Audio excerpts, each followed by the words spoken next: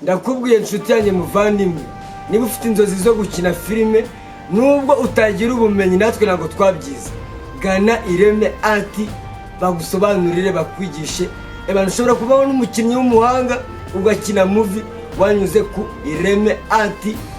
Natwe twatangiye turi bato ariko tumaze kuba bakibamba, turabatere turakitinga. Okay, niba ushaka gusobanukirwa gukina filime, kuvugira muri hame, nta bintu by'amasoni bya bindi byo kwitinya gutinya abantu, gutinya amaso y'abantu, gana IREME ART urumva bagutinyure usobanukirwe, uhagarara imbere y'abantu nta soni ufite, utinyuke kuvuga, apana ugera imbere y'abantu utangira urya iminwa.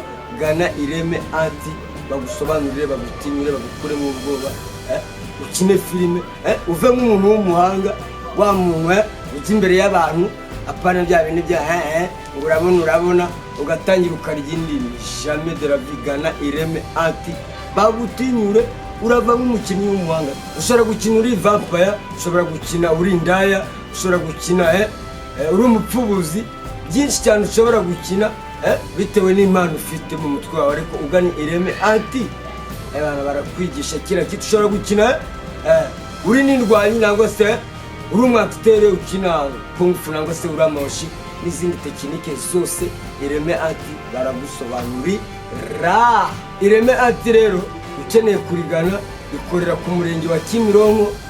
Reba kuri screen yawe izo namba uhamagare, antuka vraiment bakwigishe ukine fresh, ukine movie fresh, uryoherwe na filime inshuti yanjye. Thank you.